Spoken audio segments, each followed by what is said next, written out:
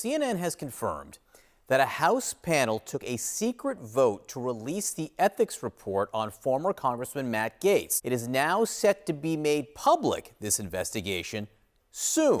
We are told that this report is expected to be made public once this session of Congress ends and lawmakers leave Washington to return home for the holidays. But here's some of what they've been investigating: whether he engaged in sexual misconduct, whether he used illicit drugs, and also whether he shared inappropriate images or videos on the House floor, misused state identification records, converted campaign funds to personal use, accepted a bribe, had improper gratuity or impermissible gifts. Despite former Congressman Matt Gaetz scurrying away from Congress in an attempt to stop the release of the ethics report on his shady actions surrounding women and girls and illicit drug use, it looks like it's going to come out anyway. We know that the House Ethics Committee had been working on this report and these allegations that Matt Gaetz had a sexual relationship with a teenage girl and that he paid for her to cross state lines, which complicates this because it adds just an allegation here, but it adds an element of human trafficking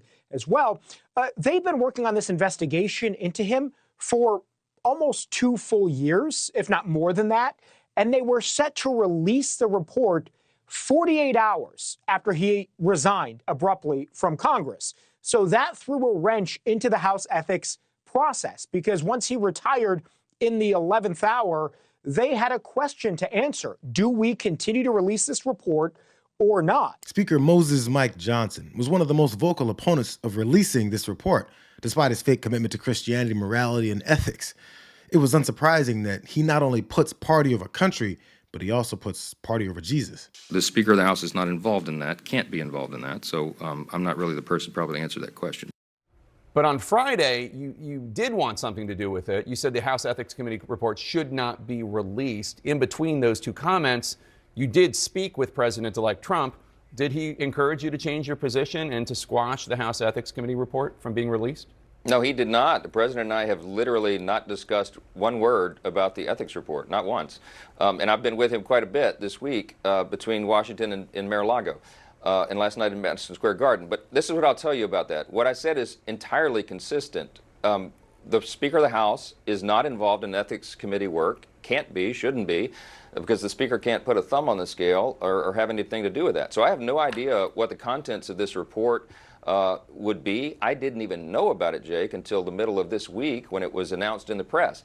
What I have said with regard to the report is that it should not come out. And why? Because Matt Gaetz resigned from Congress. He is no longer a member. Mike Johnson's such a dishonest politician that he didn't think anyone would notice that after he said that the Speaker shouldn't put his thumb on the scale, he admittedly went on to put his thumb on the scale over whether or not it should be released. But don't forget, this was going down back when Matt Gaetz, Johnson, and Donald Trump thought that Gaetz would be able to escape the House report and be confirmed as Attorney General. But some Senate Republicans still wanted to know what was in that report before confirmation, too.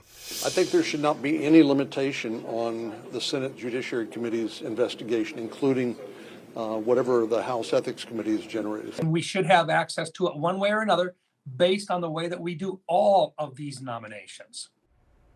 Don't the American people, and more importantly, don't the people who are going to be voting on Matt Gaetz's confirmation to be the top law enforcement officer of the United States, don't they have a right to see that report that has been paid for by taxpayer dollars? Two important points here, Jake. Number one, my understanding is that the report is not finished. It's in a rough draft form, was not yet ready to be released. And since Matt Gaetz left the Congress, I don't think it's appropriate to do so. There have been, I understand, I think 2 exceptions to the rule over the whole history of Congress and the history of the Ethics Committee.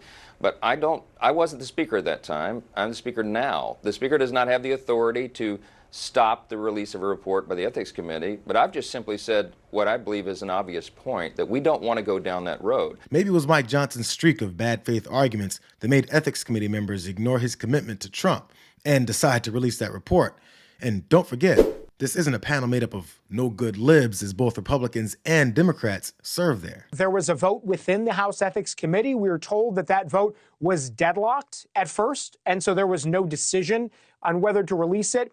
We know they met again for a second time to discuss this matter, and we now know the result of that, which is that they did vote to ultimately release it sometime by the end of the year. So we could get this report anytime between right now and January 1st. I'm told that it is likely that this comes potentially tomorrow or Friday. Why this is so significant, though, is this is a pretty big reversal from Republican stances, especially at the top. House Speaker Mike Johnson said that this will break precedent and that this kind of serves as a safeguard for members who do things that are eligible for ethics investigations. So the fact that this panel has secretly decided to release the report could mean that the content of this is significant enough, but also would be another hit to Mike Johnson's influence. He's pretty unpopular among some Freedom Caucus members as well as some members on the right about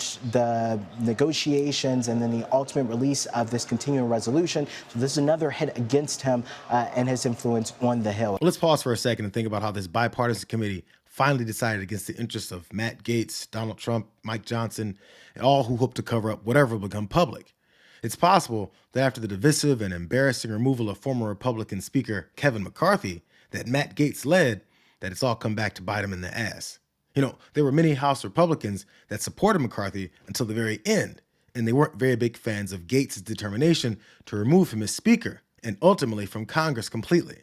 So maybe this secret vote allowed enough Republicans to anonymously vote to stick it to Gaetz and Mike Johnson, who happily took over the gavel after McCarthy was booted.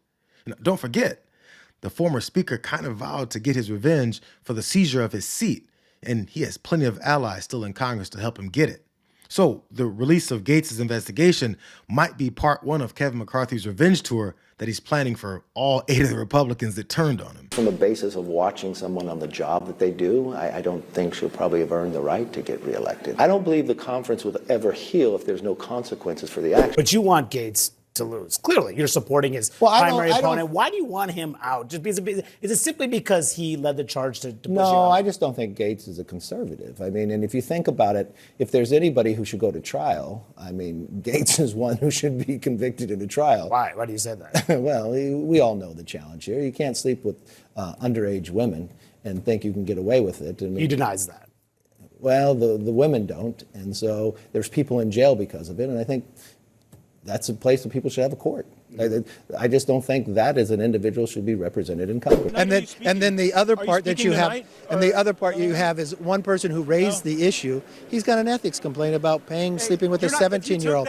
And I'll give you the truth why I'm not Speaker. It's because one person, a member of Congress, wanted me to stop an ethics complaint because he slept with a 17-year-old.